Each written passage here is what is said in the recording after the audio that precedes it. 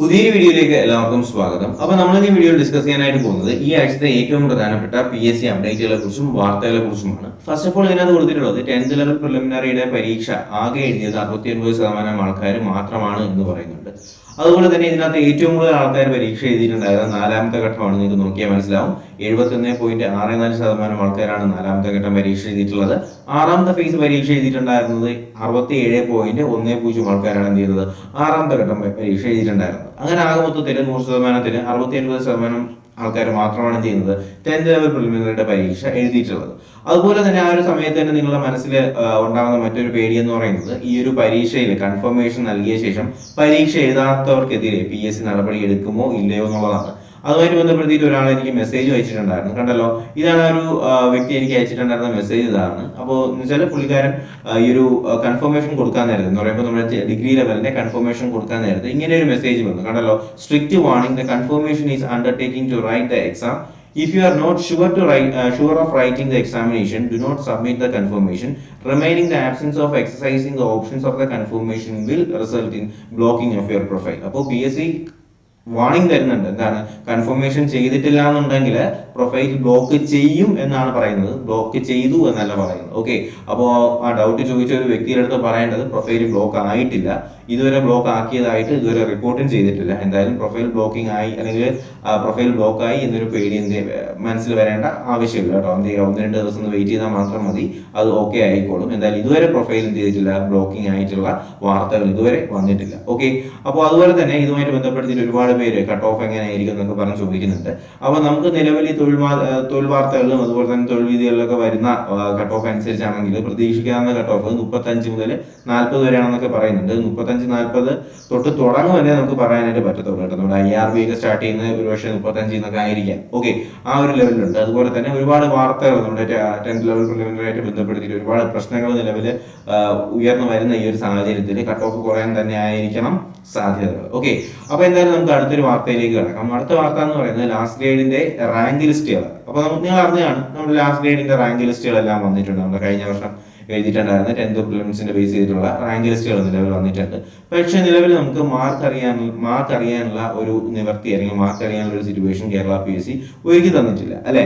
അപ്പൊ നമുക്ക് ഈ ഒരു വാർത്തയിൽ കാണാൻ കഴിയുന്നത് മാർക്ക് അറിയാൻ ഇനിയും വൈകുമെന്നാണ്. കാരണം എന്തെന്ന് വെച്ചാൽ ലാസ്റ്റ് ഗ്രേഡ് സർവീസിന്റെ റാങ്ക് ലിസ്റ്റിൽ ഉദ്യോഗാർത്ഥികളുടെ മാർക്ക് ഉൾപ്പെടുത്തിയിട്ടില്ല എന്ന് പറയുന്നുണ്ട്. അതുപോലെ തന്നെ പൊതുപരീക്ഷയുടെ അടിസ്ഥാനത്തിൽ പ്രസിദ്ധീകരിച്ച റാങ്ക് ലിസ്റ്റ് ആയതിനാലാണ് മാർക്ക് ലിസ്റ്റ് ഉൾപ്പെടുത്താത്തത്. എന്ന് വെച്ചാൽ ഇത് പ്രിലിമിനറിയുടെ ബേസ് ചെയ്തിട്ടുള്ള റാങ്ക് ലിസ്റ്റ് ആയതുകൊണ്ടാണ് ഉൾപ്പെടുത്താത്തതെന്നാണ് അവർ പറയുന്നത്. വിവിധ വകുപ്പുകളിലെ ലാസ്റ്റ് ഗ്രേഡ് സർവൻസിനൊപ്പം തുറമുഖ, അതുപോലെ തന്നെ ഹൈഡ്രോഗ്രാഫിക് സർവേ വിഭാഗം, സീമാൻ, പോലീസ്, ബോട്ട് ലസ്കർ, നീതിന്യായ വകുപ്പിലേക്കുള്ള ഡഫേദാർ, ലാസ്റ്റ് ഗ്രേഡ് സർവൻസ്, അങ്ങനെ ഒരുപാട് തസ്തികകളിലേക്കുള്ള പരീക്ഷയും കഴിഞ്ഞ നവംബർ 27 നടത്തിയിരുന്നു. അപ്പൊ ഇവയുടെ റാങ്ക് ലിസ്റ്റുകൾ പ്രസിദ്ധീകരിച്ചിട്ടില്ല കേട്ടോ. എന്ന് പറഞ്ഞാൽ അങ്ങനെ ഒരു സിറ്റുവേഷൻ കൂടെ ഉണ്ട്. കാര്യം ഒരുപാട് ലിസ്റ്റുകൾ ഇനിയും പ്രസിദ്ധീകരിക്കാനായിട്ടുണ്ട്. അപ്പൊ ഈ ലിസ്റ്റുകൾ പ്രസിദ്ധീകരിക്കുന്ന മുറയ്ക്ക് ഉദ്യോഗാർത്ഥികളുടെ മാർക്ക് ഉൾപ്പെടുത്തിക്കൊണ്ട് ലാസ്റ്റ് ഗ്രേഡിന്റെ റാങ്ക് ലിസ്റ്റുകൾ വീണ്ടും പ്രസിദ്ധീകരിക്കുമെന്നാണ് പറയുന്നത്. ഓക്കെ, അപ്പോൾ ലാസ്റ്റ് ഗ്രേഡിന്റെ റാങ്ക് ലിസ്റ്റുകൾ വീണ്ടും മാർക്ക് ഉൾപ്പെടുത്തിക്കൊണ്ട് പ്രസിദ്ധീകരിക്കുമെന്നാണ് കേരള PSC ഇപ്പോൾ അറിയിച്ചിട്ടുള്ളത്. ഓക്കെ, അതുപോലെ തന്നെ ഉയർന്നു മറ്റൊരു ചോദ്യമാണ് സിവിൽ പോലീസ് ഓഫീസറിന്റെ ലിസ്റ്റ് എപ്പോൾ നിലവിൽ വരും. ഓക്കെ, അതുമായി ബന്ധപ്പെടുത്തി നമുക്ക് ഇപ്പോൾ അറിയാനായിട്ട് കഴിഞ്ഞിട്ടുള്ളത് കണ്ടല്ലോ, ഇതിൽ സിവിൽ പോലീസ് ഓഫീസറിന്റെ ഷോർട്ട് ലിസ്റ്റ് പ്രസിദ്ധീകരിക്കുമെന്ന് കഴിഞ്ഞ തൊഴിൽ വീതിയിൽ കണ്ടിരുന്നല്ലോ. ലിസ്റ്റ് എപ്പോൾ പ്രസിദ്ധീകരിക്കുമെന്നാണ് ചോദ്യം വന്നിട്ടുള്ളത്. അപ്പോൾ അതിന്റെ ഉത്തരവായിട്ട് കൊടുത്തിട്ടുള്ളത് സിവിൽ പോലീസ് ഓഫീസറിന്റെ ഷോർട്ട് ലിസ്റ്റ് പ്രസിദ്ധീകരിക്കാനായിട്ട് ജൂലൈ 11 ചേർന്ന PSC യോഗമാണ് അനുമതി നൽകിയത്.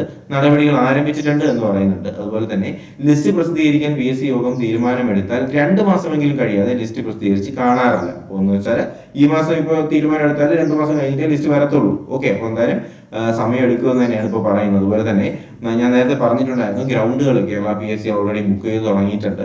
അപ്പോൾ എന്തായാലും ഫയർമാന്റെ നമ്മുടെ ഫിസിക്കൽ ഉടനെ തന്നെ ഉണ്ടാവുന്നതിന് പ്രതീക്ഷിക്കുകയാണ്. അപ്പോൾ ലിസ്റ്റിലേക്കൊക്കെ വരുമെന്ന് പ്രതീക്ഷയുള്ളവർ എന്ത് ചെയ്യുക, പ്രിപ്പറേഷൻ സ്റ്റാർട്ട് ചെയ്യുക കേട്ടോ. അതുപോലെ തന്നെ ലിസ്റ്റിൽ നിന്ന് ഒഴിവാക്കാനായിട്ട് അപേക്ഷ നൽകേണ്ടത് 15 ദിവസത്തിനകമാണ് എന്ന് പറയുന്നുണ്ട് കേട്ടോ. എന്ന് പറഞ്ഞാൽ നമ്മുടെ റാങ്ക് ലിസ്റ്റിൽ ഇപ്പോൾ LGSന്റെ റാങ്ക് ലിസ്റ്റ് വന്നിട്ടുണ്ട്. അതിന്റെ ലിസ്റ്റിൽ ഉൾപ്പെട്ടവര് ലിസ്റ്റിൽ നിന്ന് ഒഴിവാക്കാനായിട്ട് 15 ദിവസത്തിനകം എന്ത് ചെയ്യണം, അപേക്ഷ നൽകണം. എന്ന് പറഞ്ഞാൽ മാറിപ്പോകാൻ താല്പര്യമുള്ളവർ മാത്രമേ പറയുന്നുള്ളൂ. നോക്കിയാൽ മതി. റാങ്ക് ലിസ്റ്റിൽ നിന്ന് ഒഴിവാക്കാനായിട്ട് 15 ദിവസത്തിനകത്ത് അപേക്ഷ നൽകണം. ഉദ്യോഗാർത്ഥിയുടെ ഫോട്ടോ പതിച്ച തിരിച്ചറിയൽ കാർഡ് സ്വയം സാക്ഷ്യപ്പെടുത്തിയത് അല്ലെങ്കിൽ സെൽഫ് അറ്റസ്റ്റഡ് ആയിട്ടുള്ളത്, അതുപോലെ തന്നെ ഗസറ്റഡ് ഓഫീസർ സാക്ഷ്യപ്പെടുത്തിയ അപേക്ഷ അല്ലെങ്കിൽ നോട്ടറിയുടെ അഫിഡവിറ്റ് എന്നിവ ഉൾപ്പെടെയാണ് എന്ത് ചെയ്യേണ്ടത്, അപേക്ഷ കൊടുക്കേണ്ടത്. റാങ്ക് ലിസ്റ്റ് വെബ്സൈറ്റിൽ പ്രസിദ്ധീകരിച്ച് 15 ദിവസത്തിനകം ലഭിക്കുന്ന അപേക്ഷ മാത്രമേ പരിഗണിക്കുകയുള്ളൂ എന്ന് പറയുന്നുണ്ട് കേട്ടോ. അപ്പോൾ ലിസ്റ്റിൽ നിന്ന് മാറാനായിട്ട് താല്പര്യമുള്ള ആരെങ്കിലും ഒക്കെ ഉണ്ടെങ്കിൽ 15 ദിവസത്തിനകത്ത് എന്ത് ചെയ്യുക, അപേക്ഷ കൊടുക്കുക. ഓക്കെ, അതുപോലെ തന്നെ സാധ്യതാ ലിസ്റ്റിൽ 391 പേരുടെ കുറവ് കാണുന്നുണ്ട് കേട്ടോ. എന്ന് പറഞ്ഞാൽ നമ്മുടെ കഴിഞ്ഞ ഷോർട്ട് ലിസ്റ്റിൽ നിന്ന് ഇപ്പോൾ മെയിൻ ലിസ്റ്റിലേക്ക് വന്നപ്പോഴത്തേക്കും 391 പേരുടെ കുറവ് കാണുന്നുണ്ട്. അതെങ്ങനെയാണെന്ന് ചോദിക്കുകയാണെങ്കിൽ ലാസ്റ്റ് ഗ്രേഡ് സാധ്യതാ ലിസ്റ്റിൽ 391 പേരുടെ റാങ്ക് ലിസ്റ്റിൽ കുറഞ്ഞിട്ടുണ്ട്. 14 ജില്ലകളുമായിട്ട് പ്രസിദ്ധീകരിച്ച സാധ്യതാ ലിസ്റ്റിൽ 16,618 മെയിൻ ലിസ്റ്റിൽ ഉള്ള ആൾക്കാരാണ് അതിനകത്ത് ഉൾപ്പെടുത്തിയിട്ടുള്ളത്. ഇതിനകത്ത് ആൾക്കാർ കുറഞ്ഞ എങ്ങനെയെന്ന് ചോദിച്ചാൽ സർട്ടിഫിക്കറ്റ് പരിശോധനയ്ക്ക് ഹാജരാകാത്തത് ഉൾപ്പെടെയുള്ള കാരണങ്ങളാൽ 391 പേരുടെ കുറവാണ് കാണാനായിട്ട് കഴിയുന്നത്. എന്ന് പറയുമ്പോൾ നമ്മുടെ സർട്ടിഫിക്കറ്റ് വെരിഫിക്കേഷനിൽ പോകാതിരുന്നവരും അതിലെന്തെങ്കിലുമൊക്കെ പാളിച്ച വന്നവരൊക്കെയാണ് എന്ത് ചെയ്യുന്നത്, ഈ ഒരു സാധ്യതാ ലിസ്റ്റിൽ നിന്ന് കുറഞ്ഞിട്ടുള്ളത് എന്ന് പറയുന്നുണ്ട്. അതുപോലെ തന്നെ നമ്മുടെ അസിസ്റ്റന്റ് ഇൻഫോർമേഷൻ ഓഫീസറിന്റെ നിയമന ശുപാർശ തുടങ്ങിയിട്ടുണ്ട് എന്ന് പറയുന്നു. അപ്പോൾ അസിസ്റ്റന്റ് ഇൻഫർമേഷന്റെ റാങ്ക് ലിസ്റ്റിൽ ഉൾപ്പെട്ടവരാണെങ്കിൽ അവരുടേതായിട്ടുള്ള നിയമന ശുപാർശകൾ ഇപ്പോൾ നിലവിൽ സ്റ്റാർട്ട് ചെയ്തിട്ടുണ്ട്. അതുപോലെ തന്നെ നമ്മൾ അറിഞ്ഞതാണ് നമ്മുടെ ഡിഗ്രി ലെവൽ പ്രിലിമിനറിയുടെ കൺഫർമേഷൻസ് വന്നിട്ടുണ്ട് അല്ലേ.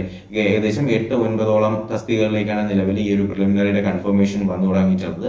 അപ്പോൾ ഈ പ്രിലിമിനറിയുടെ പരീക്ഷ ഒക്ടോബർ 22 മുതൽ സ്റ്റാർട്ട് ചെയ്യും എന്നാണ് പറയുന്നത് കേട്ടോ. അപ്പോൾ പരീക്ഷ 3 ഘട്ടമായിട്ടായിരിക്കും നടക്കുക. അതിൽ തന്നെ കൺഫർമേഷൻ വെച്ചാൽ 3 ഫേസുകളായിട്ടായിരിക്കും നമ്മുടെ ഡിഗ്രി പ്രിലിംസിന്റെ പരീക്ഷ നടക്കുക. കൺഫർമേഷൻ ഓഗസ്റ്റ് 11 വരെയാണ് നിങ്ങൾ കൊടുക്കേണ്ടത്. അങ്ങനെ ആകെ അപേക്ഷകർ എന്ന് പറയുന്നത് 24.65 ലക്ഷം ആൾക്കാരാണ്. അപ്പോൾ ഡിഗ്രി ലെവൽ പ്രിലിമിനറിയുടെ ആകെ ആപ്ലിക്കൻസ് എന്ന് പറയുന്നത് 24 ലക്ഷം ആൾക്കാരാണ് എന്ന് പറയുന്നുണ്ട്. അപ്പോൾ ഒരുപാട് തസ്തികകളിലേക്കാണ് നിങ്ങൾക്ക് ഇവിടെ കാണാനായിട്ട് കഴിയും. നമ്മുടെ time keeper, assistant, Tamil knowing, അതുപോലെ തന്നെ divisional accountant, computer operator, store keeper, അങ്ങനെ ഒരുപാട് തസ്തികകളിലേക്ക് നമ്മുടെ ജൂനിയർ എംപ്ലോയ്മെന്റ് ഓഫീസർ, അങ്ങനെ ഒരുപാട് തസ്തികകളിലേക്ക് നിലവിൽ ഇപ്പോൾ കൺഫർമേഷൻ വന്നിട്ടുണ്ട് അല്ലേ. അപ്പോൾ കൺഫർമേഷൻ ചെയ്യേണ്ടവർക്ക് എത്രയും വേഗം തന്നെ കൺഫർമേഷൻ സ്റ്റാർട്ട് ചെയ്യുക. കാര്യം ആൾക്കാരുടെ എണ്ണം കൂടെയാണെങ്കിൽ നമ്മുടെ സൈറ്റ് ബ്ലോക്ക് ആകാനൊക്കെ ചാൻസ് ഉണ്ട്. അപ്പോൾ മാക്സിമം നേരത്തെ തന്നെ എന്ത് ചെയ്യുക, കൺഫർമേഷൻസ് ഒക്കെ ചെയ്യുക. ഓക്കെ, അപ്പോൾ ഇത്രയുമാണ് നമ്മുടെ ഈ ആഴ്ചത്തെ ഏറ്റവും പ്രധാനപ്പെട്ട PSCയുടെ വാർത്തകൾ വന്നിട്ടുള്ളത്. കണ്ടല്ലോ, ഞാൻ ഒന്നും കൂടി ജസ്റ്റ് ഒന്ന് സ്ക്രോൾ ഔട്ട് ചെയ്യാം. അപ്പോൾ ഇത്രയാണ് ഇപ്പോൾ നിലവിൽ വന്നിട്ടുള്ള PSCയുടെ വാർത്തകൾ എന്ന് പറയുന്നത്. അപ്പോൾ ഇതിന് ഞാൻ ഈ കാണിച്ച ഈ ഒരു പ്രതീക്ഷിത കട്ട് ഓഫ് എന്നൊക്കെ പറയുന്നത് കഴിഞ്ഞ ലക്കത്തിൻ്റെതായിരുന്നു. ഞാൻ ഇതിന്റെ കൂട്ടത്തിൽ ഉൾപ്പെടുത്തിയത് മാത്രമേ ഉള്ളൂ. അപ്പോൾ എന്തായാലും പുതിയ വാർത്തകളും അപ്ഡേറ്റ്സ് ഒക്കെ ലഭിക്കാനും തീർച്ചയായും നിങ്ങൾ അറിയിക്കുന്നതായിരിക്കും. അതുപോലെ തന്നെ ഡിഗ്രി ലെവൽ പ്രിലിംസിന്റെ അതുപോലെ തന്നെ 12th ലെവൽ പ്രിലിംസിന്റെയും ക്ലാസ്സുകൾ നിലവിൽ സ്റ്റാർട്ട് ചെയ്തിട്ടുണ്ട്. വളരെ ഡീറ്റെയിൽ ആയിട്ടുള്ള ടോപ്പിക് വൈസ് ക്ലാസ്സുകളാണ് ഇപ്പോൾ ചെയ്തു വരുന്നത്. അപ്പോൾ തീർച്ചയായിട്ടും എന്ത് ചെയ്യുക, ആ ക്ലാസ്സുകൾ കൂടി കാണുക. അപ്പോൾ ക്ലാസ്സിലേക്കുള്ള ലിങ്ക്സ് ഞാൻ 2 സൈഡിലായിട്ട് കൊടുത്തേക്കാം. അപ്പോൾ നിങ്ങൾക്ക് ഇഷ്ടമുള്ള ടോപ്പിക്കിൽ നിങ്ങൾക്ക് സെലക്ട് ചെയ്ത് ഇപ്പോൾ തന്നെ കാണാം കേട്ടോ. അപ്പോൾ എന്തായാലും ഈ ഒരു വാർത്ത അല്ലെങ്കിൽ ഈ ഒരു അപ്ഡേഷൻ നിങ്ങളുടെ സുഹൃത്തുക്കളിലേക്ക് കൂടി എത്തിക്കാനായിട്ട് മറക്കരുത്. അപ്പോൾ എന്തായാലും നമുക്ക് പുതിയൊരു വീഡിയോയും ക്ലാസ്സും അപ്ഡേറ്റും ഒക്കെ ആയിട്ട് ഉടനെ തന്നെ കാണാം. അതിലേക്ക് എല്ലാവർക്കും bye bye, good bye, take care.